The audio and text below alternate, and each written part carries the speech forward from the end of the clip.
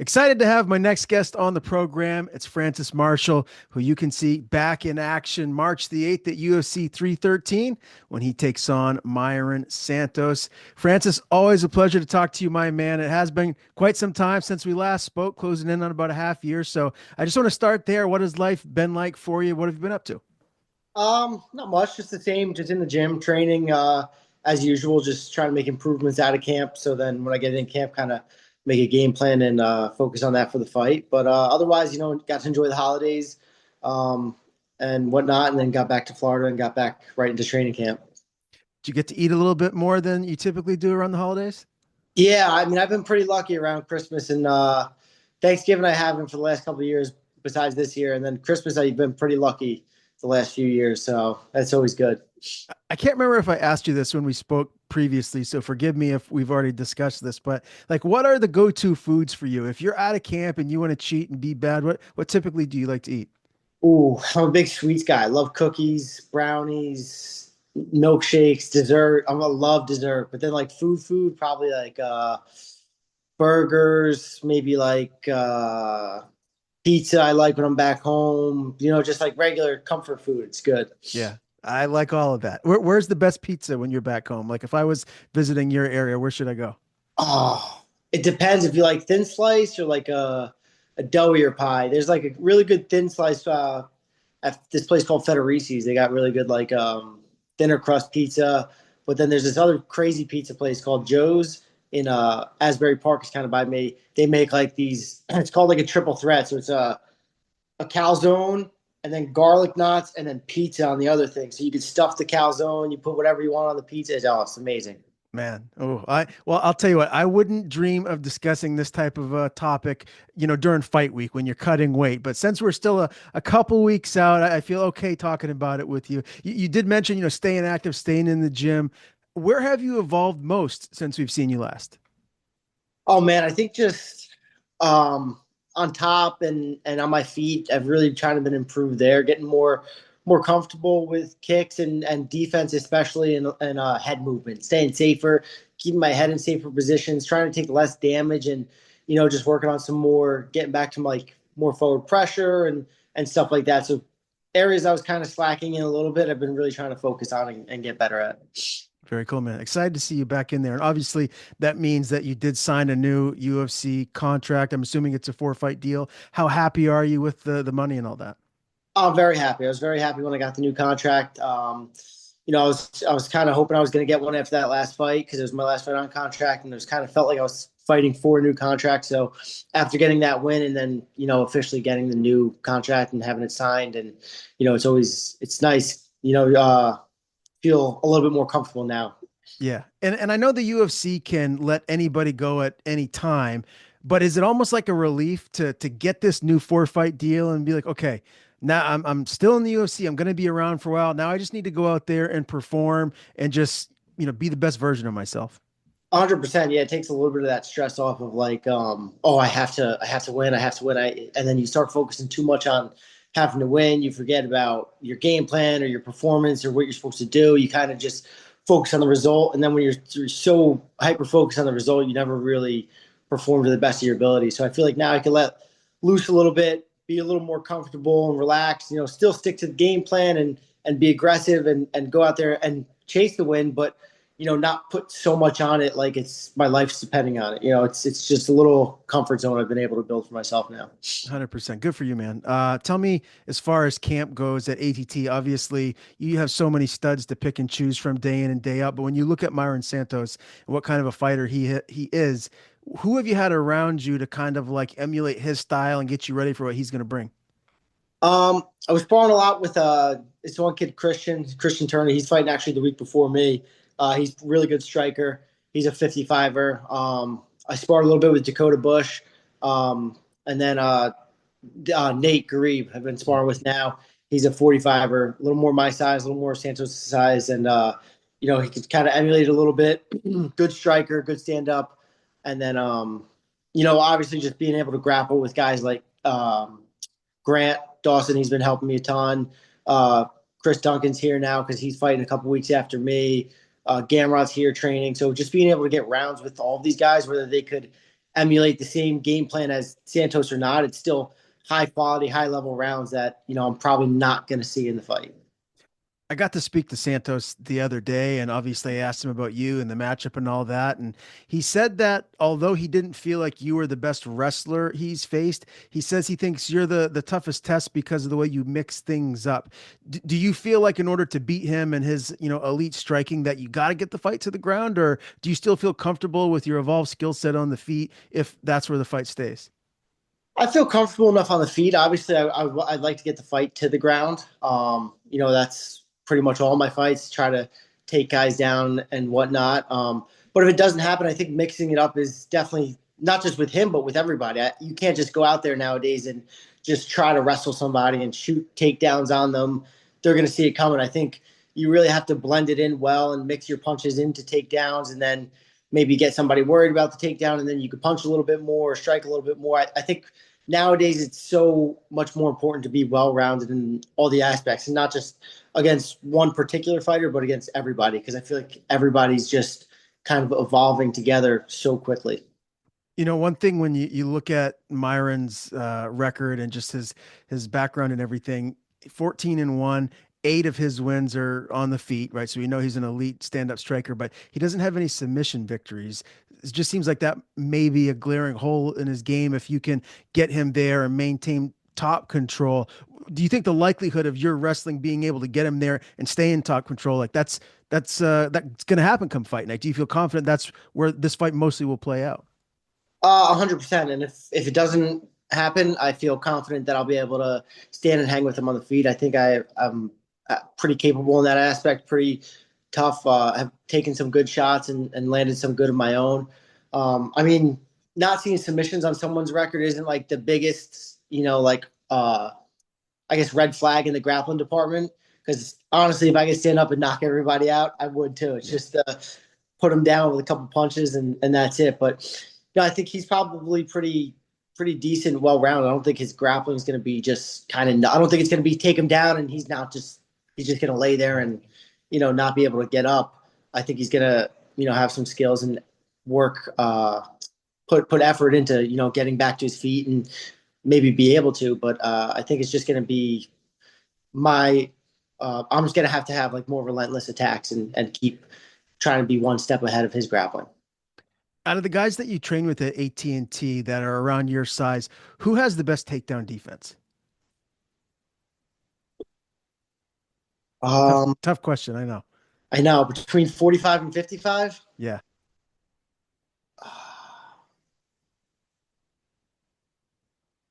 I mean, everyone's good. It's like Mozart's really good takedown defense. Grant good takedown defense. Gamrot, Dakota good takedown defense. Nate has good takedown defense.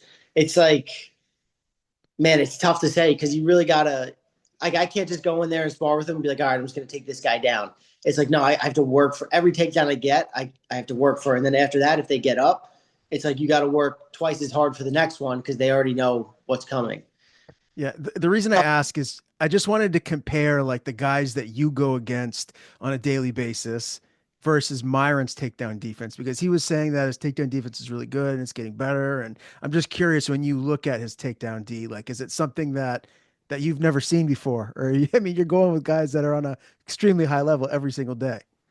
Yeah, I think I've seen maybe his takedown defense before, like in practice, maybe not as much as in a fight, but I think at the end of the day, when you mix it up enough and you're able to get somebody's hands up and worried about the striking, then you makes it easier to go underneath. I think shooting blind takedowns isn't going to be the answer for anybody. Like whether someone's takedown defense is super good or super bad, if you're going in there and shooting blind, you're not going to score. So I think it's just properly setting it up, taking good shots, taking smart shots. That's going to be the key to take anyone down. Yeah, makes sense, man. What did you think of his performance in the tough finale against Con Offley? I think it was good. I mean, he drew him in. He hit him, knocked him out really well. Like landed a clean hook on him. I think it was clean left hook maybe or right. But I mean, I think Alfie was pressuring him a lot and trying to force the takedown almost. And Santos has really good counter striking, really good. Being able to draw you in and land big shots on you, and then coming forward, he gets more confident, is able to land good strikes and good kicks. So I think it's just, I think he performed really well in that fight. I know it's tough too, man. Like in these interviews that I do, everyone wants to know, like, what's your prediction? How do you see the fight ending? You look at the odds, like, do you knock him out? Do you submit him? Does it go the distance? Everyone's wants to make money on bets nowadays, right? Like, would you look at the fight though? Like, do you think this is going to be a tough guy to finish? Like, do you think you can finish him, or do you expect maybe to go the distance and beat him via decision? I think I could win the fight anywhere, whether it goes a decision. Obviously, I would like to finish him. I would like to finish every fight, get in there, get out as quick as possible.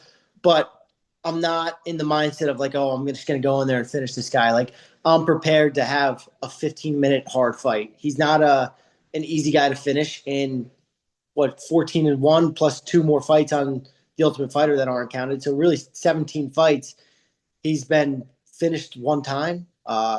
So guys have maybe taken him down, had a little bit of success, but he's definitely not an easier guy to put away, I wouldn't say.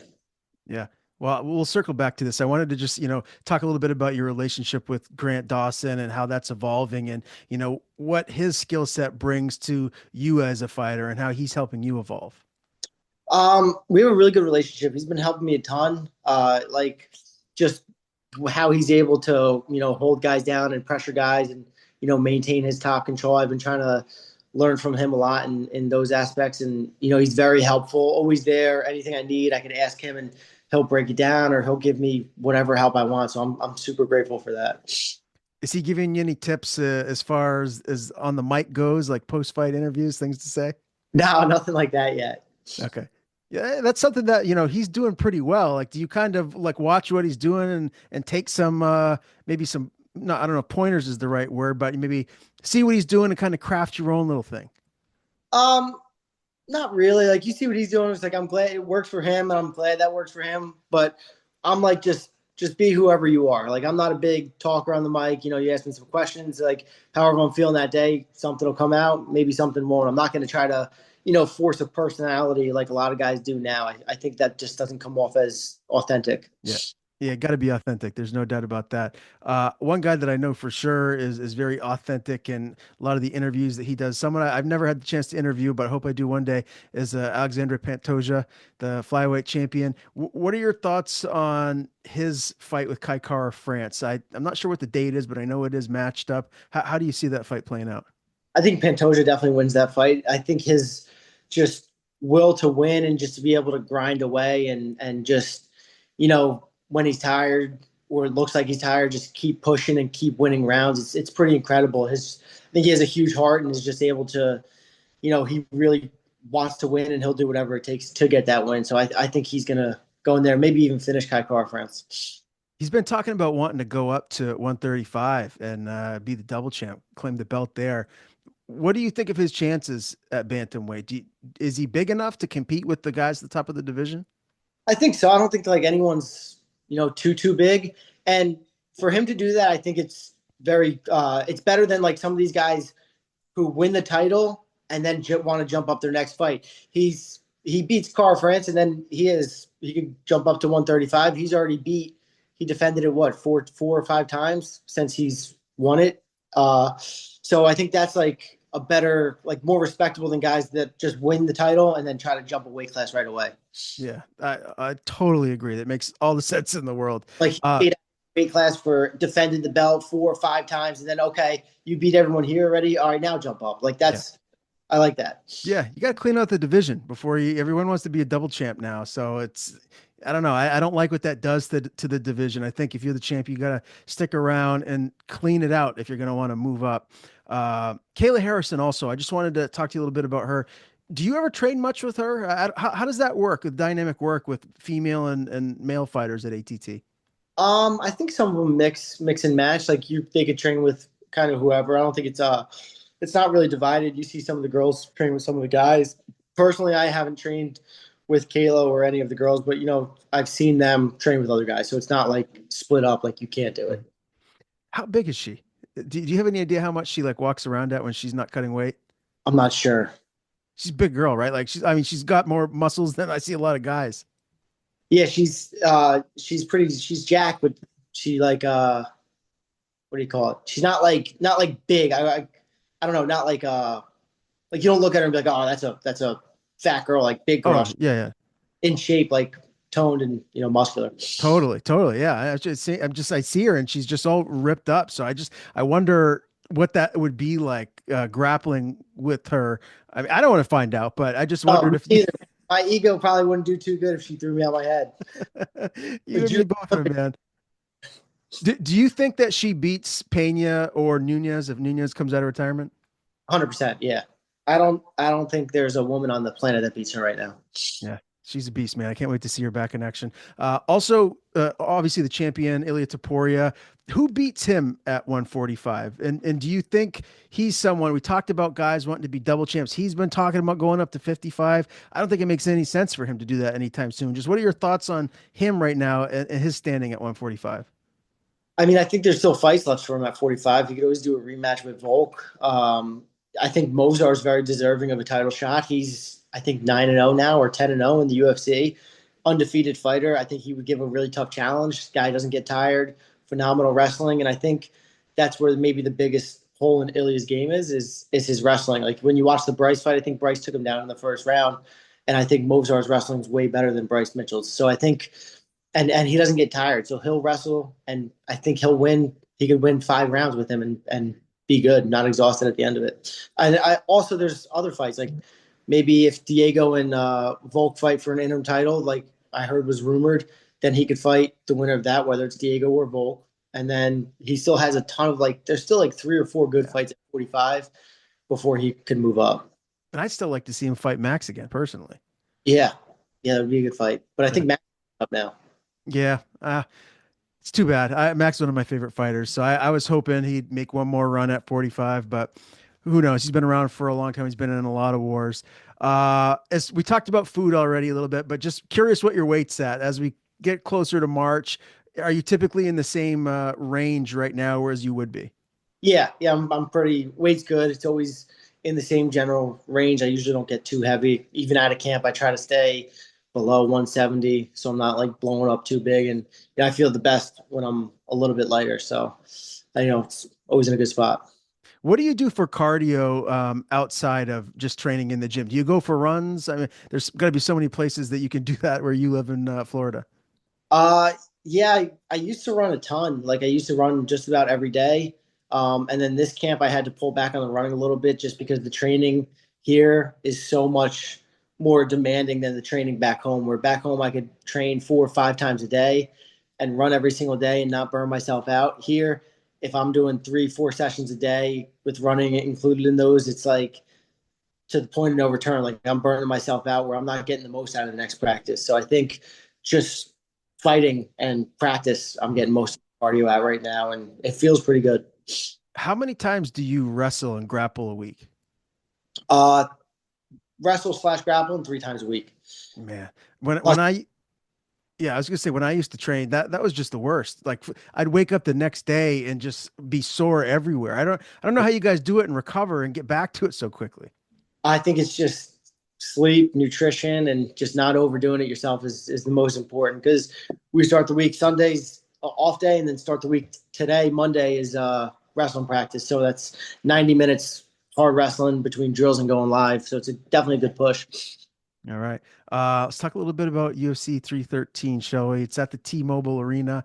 Have you ever fought at the T-Mobile Arena? Nope. You must be excited, man. Yeah, I'm very excited. I haven't fought in front of a crowd in over 2 years now. What do you think that those emotions, that feeling is going to be like when you finally make the walk to the octagon and you actually look around and see people everywhere? Um, I tried like when I fought in Orlando, I tried to just keep my focus just narrow, not try to get too caught up in the lights or the crowd. So I think it's going to be the same way.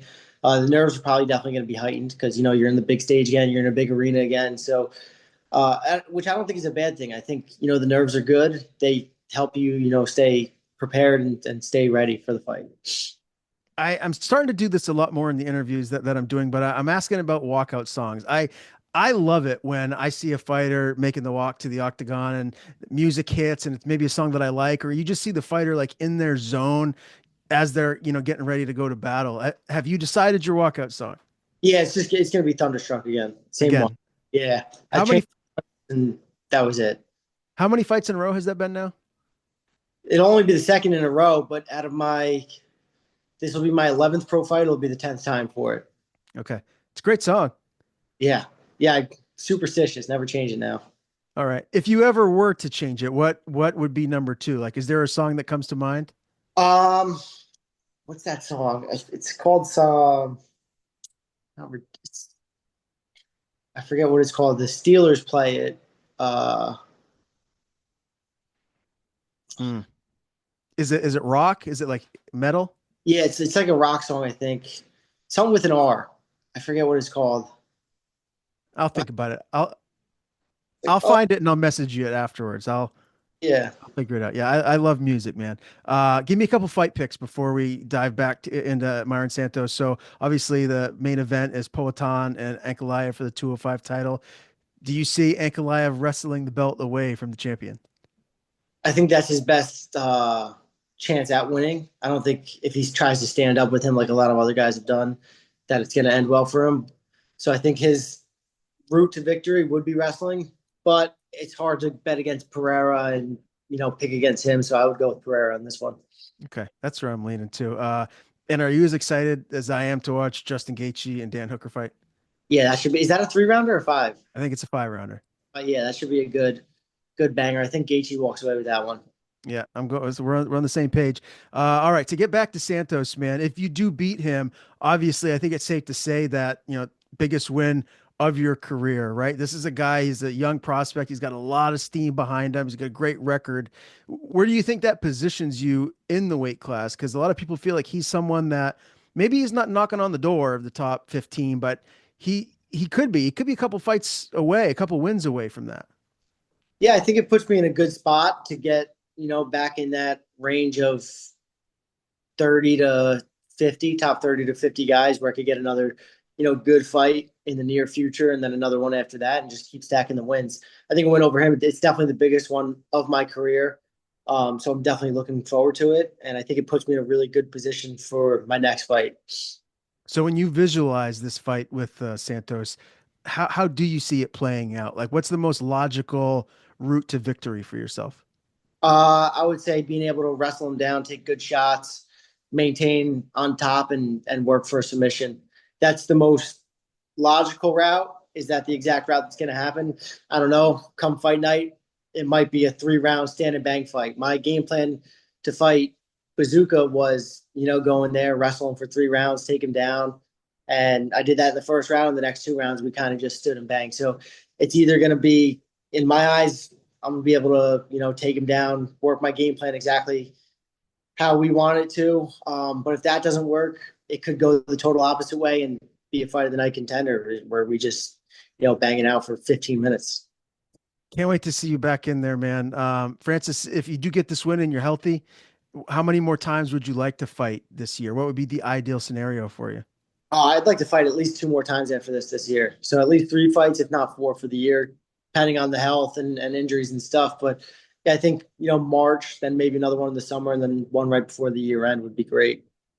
I love it, man. Great talking with you again. We got to do this more often. You're a great interview.